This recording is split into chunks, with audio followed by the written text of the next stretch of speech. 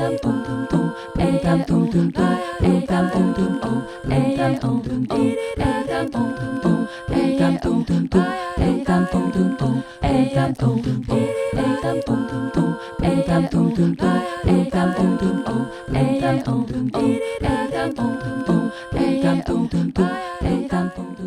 everyone, and welcome to the next Q&A session of Etiuda competition.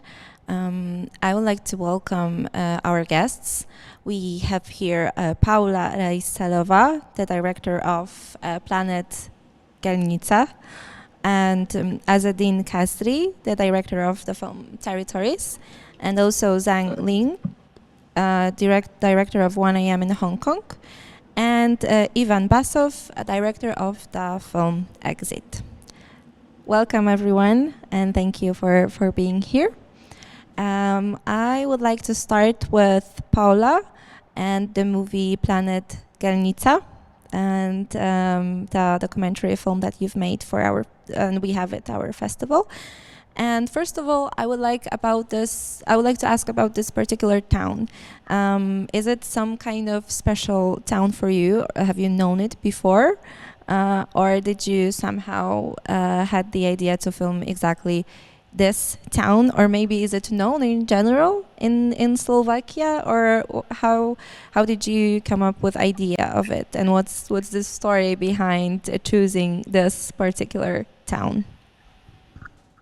Okay, so hi everyone. So about the city, we got very lucky because I never been in this town before. I never even heard about it before. We went there for shooting, and it was actually an assignment from my school that I have to do a film about the miners. And I'm from totally different part of Slovakia where we don't have these mining traditions. So I asked my producer if she knows anyone who is kind of involved with mining. And when you see in the film, there are two ladies in the museum, and one of them is the aunt of my producer. So we went there just for the research. In the beginning, it's a really small town, and in that time, they were kind of separated from other cities because they had some problem with transport, so it was kind of hard to get there because there was no buses or trains going there. And we went there and we got this proper museum tour from the ladies from the museum. And I was thinking like, okay, so there's no film in here because it's just a museum, an empty small city. There was like no one in the street. And I had no idea about mining or miners or these traditions or anything. But then we met Milo, who is the minister of culture in the small town, as he used to call himself. Is the guy from the bar in the film, and he made us a proper a tour around the city when he was telling us all these stories about all the people that are living there, and about how the whole town communicate with each other and how they still want to keep the traditions alive, but there are also these new young people. They want to actually make something more cultural, something different. And after he told us these stories, I was so in love with those people, even though I never met them, that we decided to build the whole movie around them. And we got really lucky because everyone we asked for the film, they agreed, and they've really welcomed us in the city. So it was really great coincidence, actually. But we were really lucky because the people are really open there, and they really enjoyed making the film with us. It was a big plus. Yes, we would be not able to do it without them, obviously. Of course, and it's really visible that they are really pleased to have this conversation with you, and that you are showing their precious town, and they really feel like it's their there's something they have something special, and I really love this city. It's really easy to see, and Yeah, since if I can continue, it's great about them that these kind of cities we have all around Slovakia. The small cities where there used to be a royal, big minor cities in the past, and since they closed the mines, usually they're the people they are really frustrated because there's no work and no money, and they drink a lot and everything, and they complain a lot, of course, because the situations there are horrible. But in this city is special because the people actually they want to like look at it in a positive way. They're really like enthusiastic. Yeah, we can keep the traditions going and we can make the new stuff and everything. So they're really making the best of life, you know.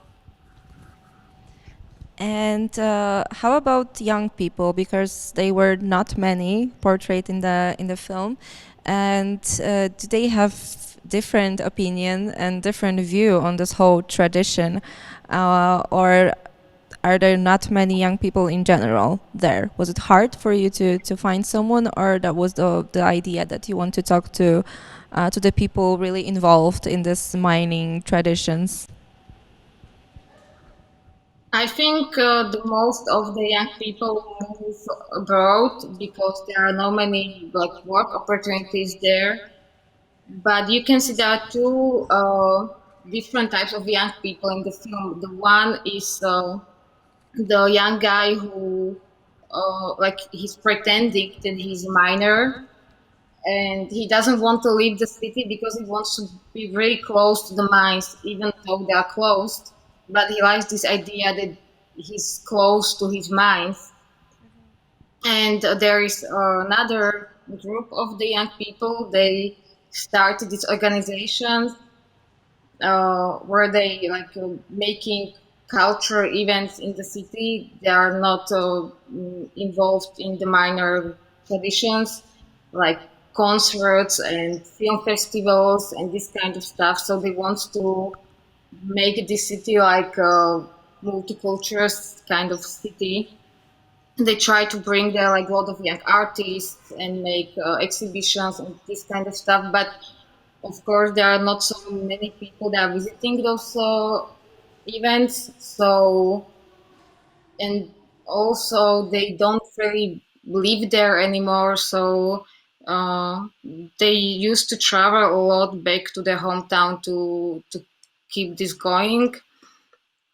And they have this one big festival that is happening every year, which we used to visit every year since we went there for the shooting, and it's like 2 days festival with a lot of concerts and exhibitions and this kind of stuff. So the young people they try to keep the traditions, and there are also the ones that try to like change it, and that's interesting how they try to live together, you know. So Yeah. I'm curious also about one thing because there were some disagreements about some facts during this movie, and I was wondering was there some kind of confrontation afterwards? How did they react to the people that were starring this film? How did they react to the stuff that other people were saying in this movie? Have they seen it even? yes, of course, we presented the film at their festival they have every year, and I was kind of worried about how they will accept it. Uh, but we had really like good feedback from them because they said it's really true how we showed it because they know that they kind of disagree in a lot of stuff and they have this communication issue sometimes because they want to keep the city in other directions. But like the ladies from the museum, they were not so big fan of the film, of course, because they wanted the film to be more about the mining traditions and they didn't want the other stuff to be involved. but at the end they agreed to be in the film, which is great because we needed them to be the part of it because they're like an important part of the film. And we showed the film at the Gelnica at the festival, and we got really good feedback. So I think they're laughing. They like the idea of the film, and they say it's really honest how we showed them. So I think that was a really good thing. And they used to play this film every year since then. So it was like 3 years already. Wow, that's really nice, and I assume Yeah. that you're really pleased too. Great. Thank you very much for this conversation. Now I'd like to speak to Azedine Kasri, the director of the film Territories. And I would like to start with asking about the idea of this movie, because you yourself are Algerian and French, and the story shows exactly starts with that.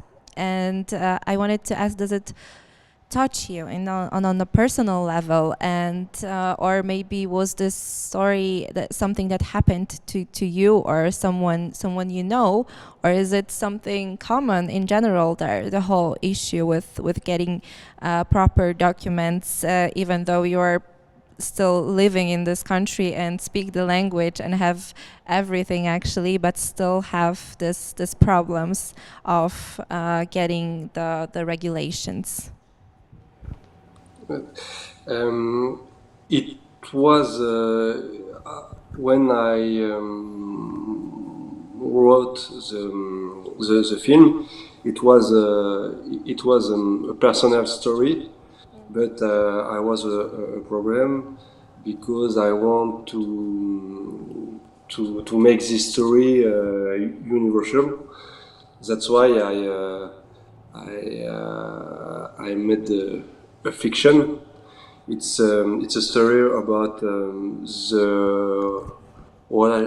relationship between a son and his father, and the relationship of two generations. My generation wants to discover I want to discover my origin, to go in Algeria, to go in Africa, because in France there are a lot of person have some origin in Africa or in around the world, and it's a film about the identity, about the integration, and my generation want to discover the country of the parents, and the generation of my parents want to go in United States, to go in another country, because always they have conflict with his family, or they just want to have a good integration in France. But I think it's you need to discover the country of the origin, and you need to have a good integration. Yes, exactly. That was actually really surprising for me to see that the younger generation, the people that have never been to those places, feel more connected to them and to their origins, and really want to know more. And this whole exactly the identity struggle that everyone has many layouts, and it's exactly portrayed here how they have their disagreements, the father and the son, that he speaks this language suddenly, and everything. So what I wanted to ask as well is about those two people, how did you find those actors? Because they're phenomenal, and the main character is really great, and so I was curious, how did you find them? I'm an actor in France. I have played in several long feature film, and in a long feature film I meet Hichem, the main character. He played in Munich of Spielberg, a prophet of Jacques Audiard. He's a little famous in France, and I meet him in. I played in a long feature film with Hichem, and Fami's second character, the son. I met Fami in actory school. We made the same actory school in Paris. That's why that's what I like to and I think they have something special in his eyes, and they are very. Fami, the son, is a very good actor like Hichem, but Fami right now is is a new star in French cinema, and I like to dirige actor, because I'm an actor too, and it's more. I think it's more easy for an actor to find a good actor. Yeah, I guess so. You have it easier a bit. And did you yourself travel to your home country? Did you have some kind of encounter with the past of your family, and they have, like you said before, they had some objections, I believe, and they usually do not want to go to their past.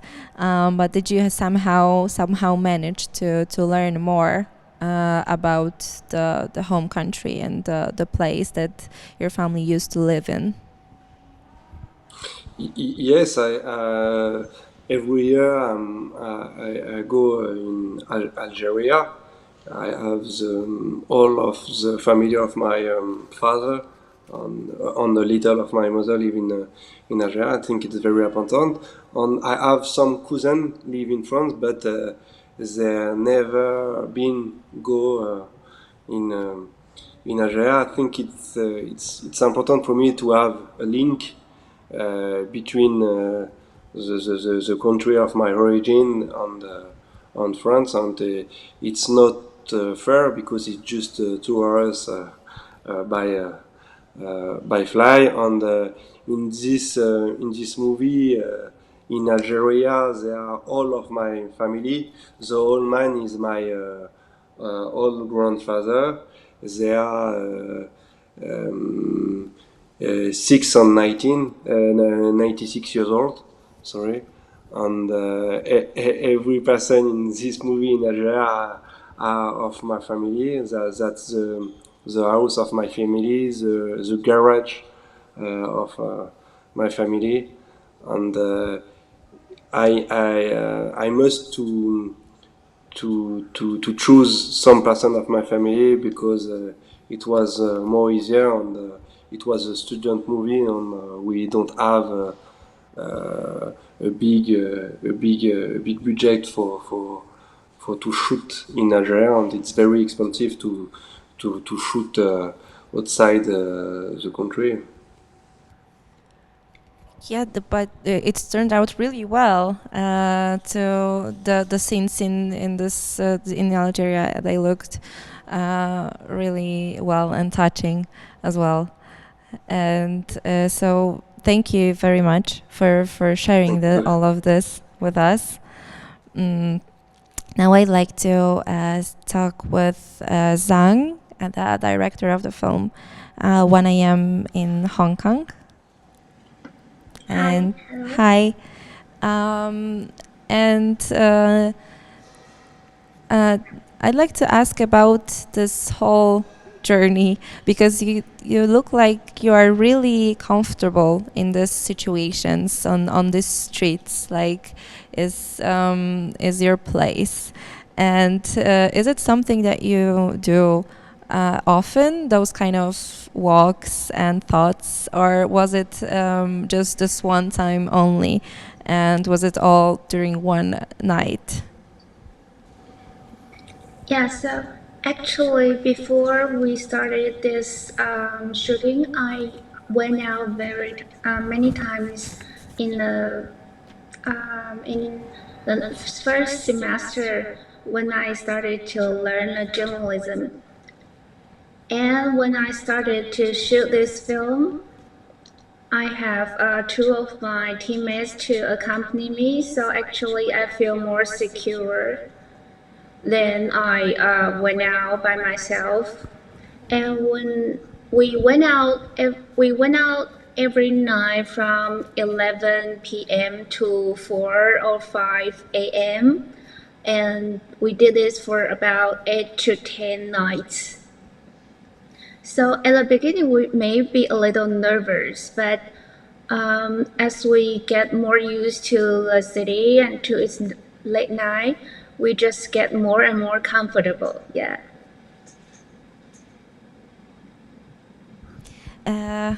Okay, I was actually wondering that as well, if it's even safe to do that in the middle of the night in those places. So I assume it's better to not go by yourself, especially as a young woman, I assume, right? Yeah. But Hong Kong is actually a very secure city.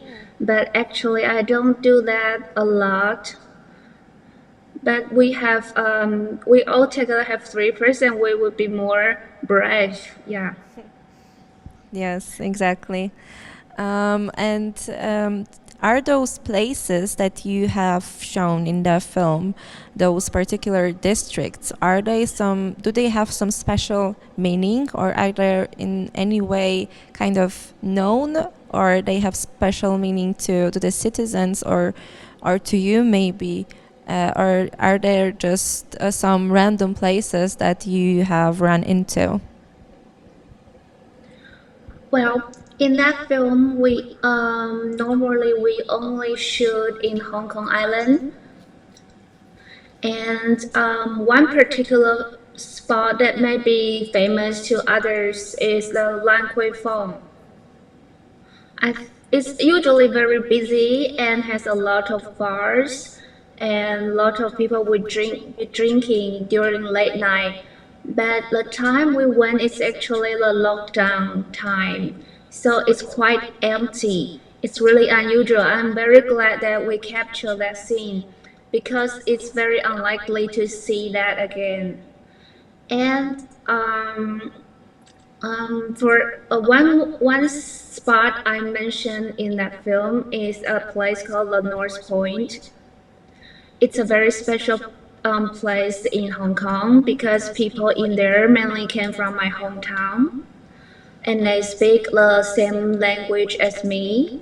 So I always feel very welcome there. And when I got upset or depressed, I would like to hang out with people there.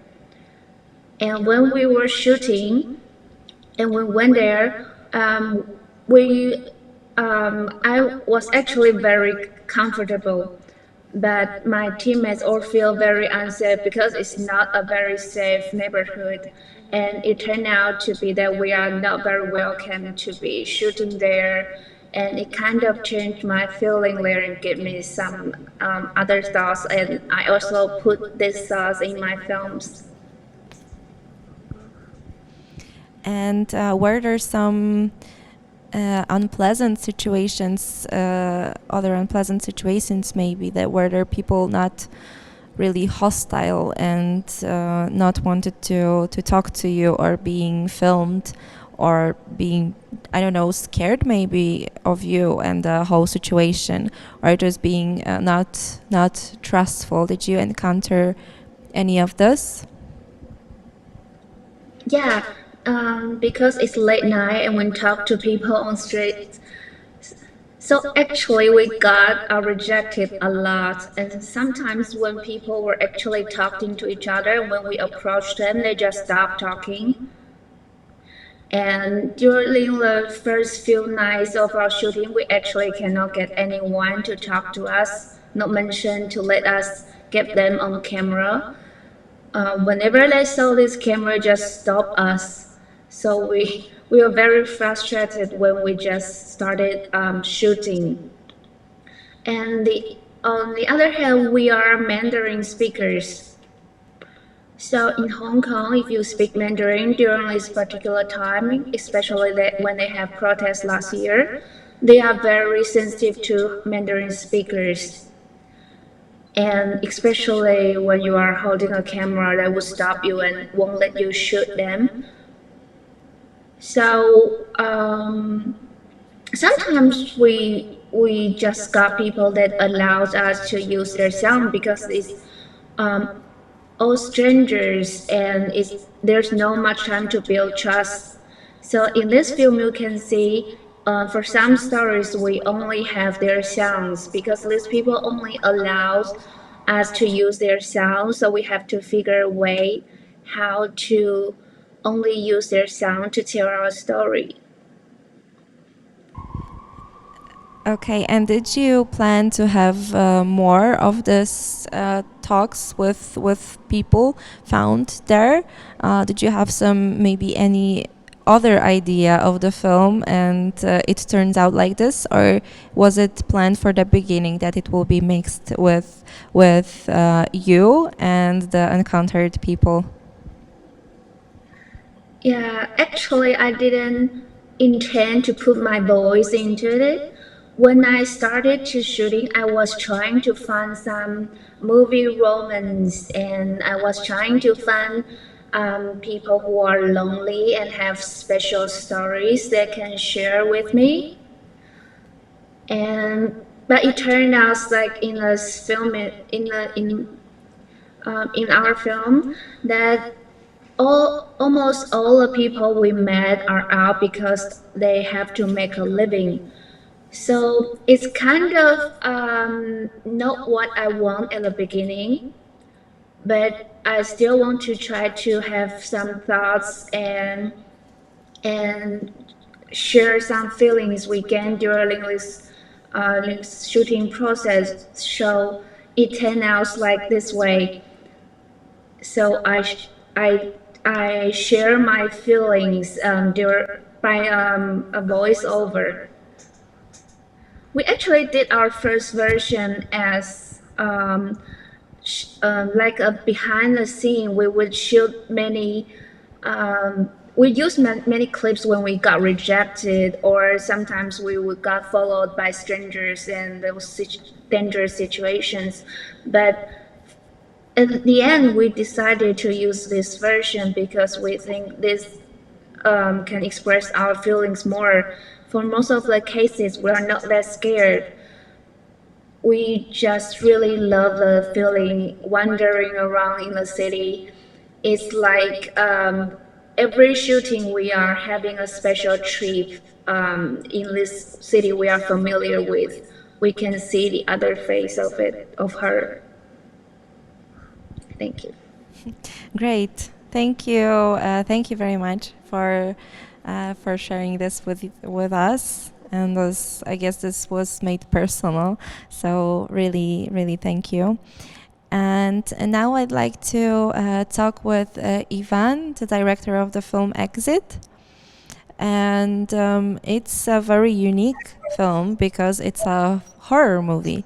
Which is something that not many people go for because it's a really hard genre, and even for experienced filmmakers and especially for students' films, I guess it's not a common genre to do. So was this the idea of making a horror movie?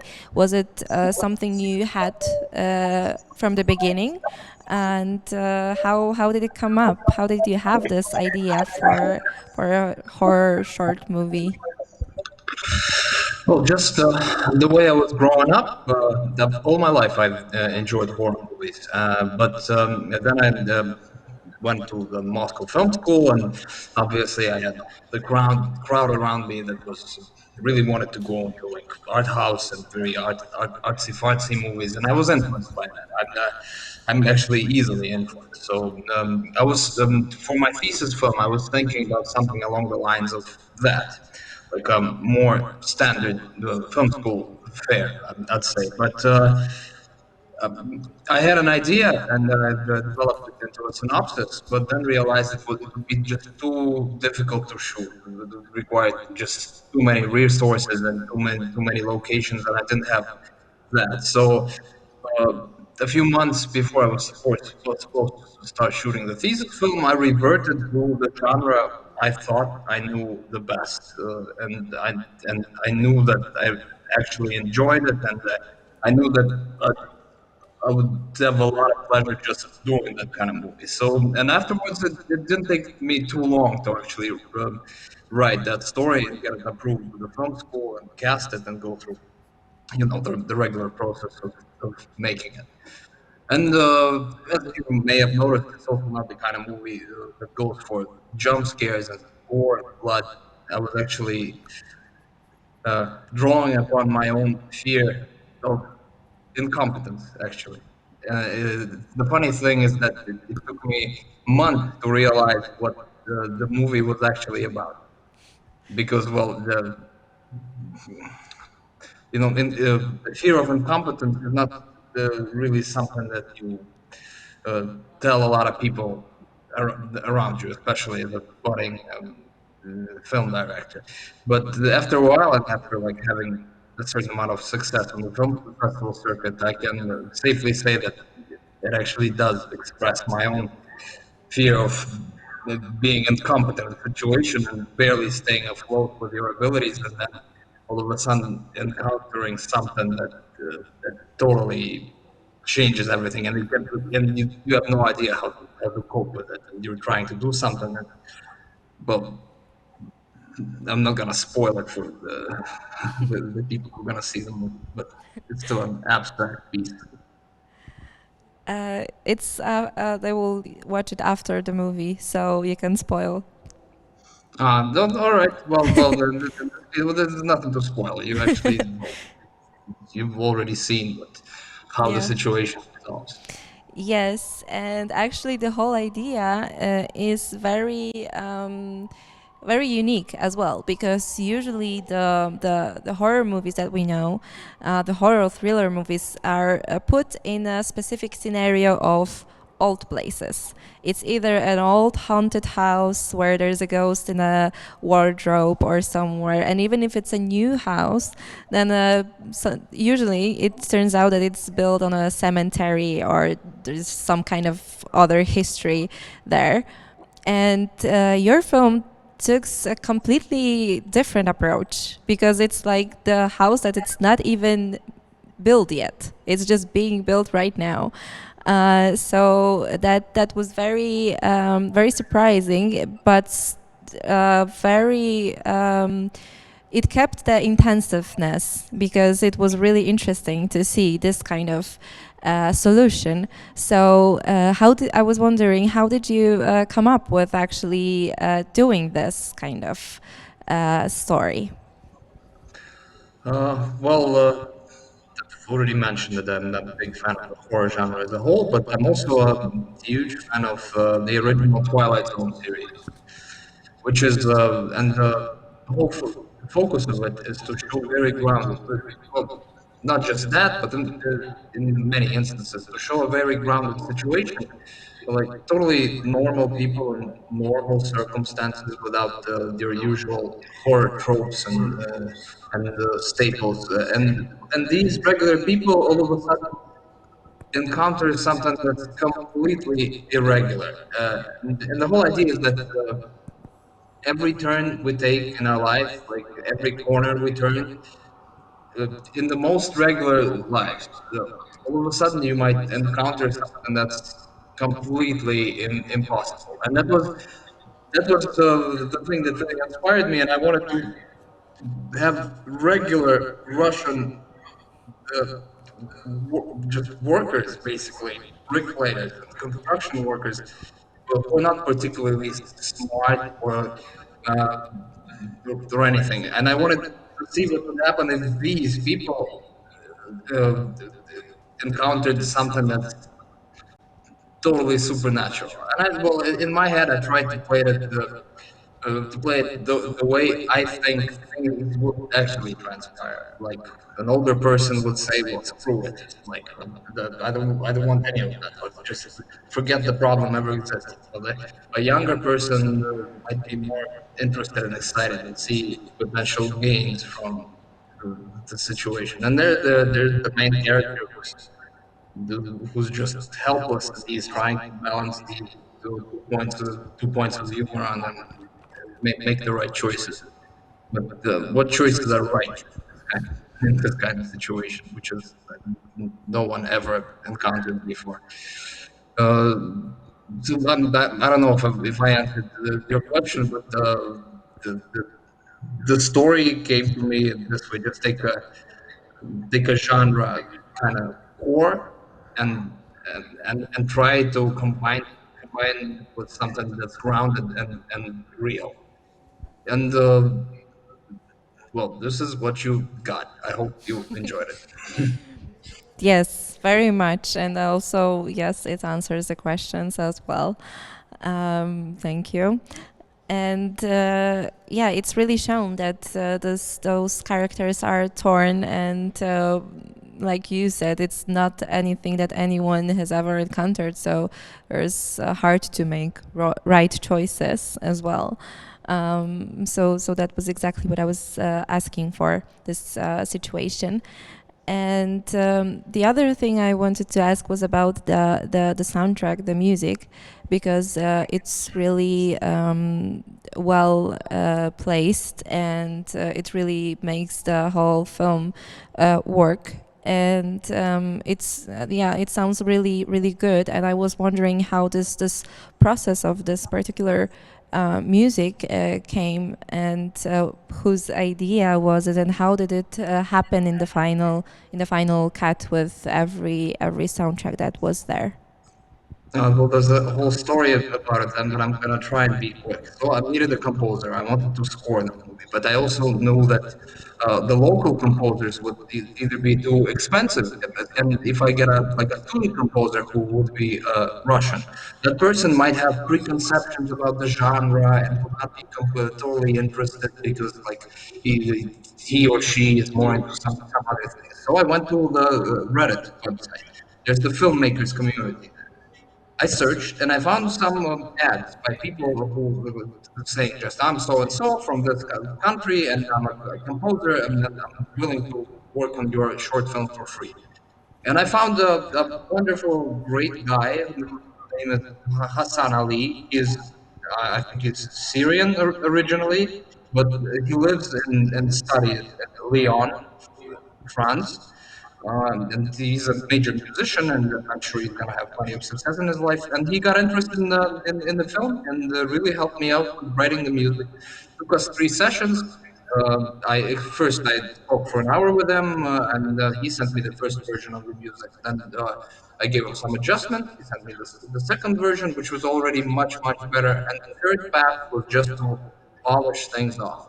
We almost immediately we agreed just on the right set of instruments, the feel that we wanted to have, and also the idea that we didn't want to have too much music in the film because like genre movies, a lot of times, especially student ones, they over rely on music. It's like music everywhere, creepy tunes. People are talking. There's a creepy tune. A person is walking somewhere, another creepy tune. And I really wanted to avoid it. I wanted to have the music only where I thought it mattered. And Hassan really, I think he did a great job, and he helped me out with this. And then, so you guys remember the name? You can totally contact him on the internet if he likes the material. I'm sure he's going to help you as well. Great, that's awesome, and it's really visible, or hearable in the movie. So thank you very much for sharing this with us, and thank you everyone for talking with us and for sharing all these amazing stories. Thanks a lot.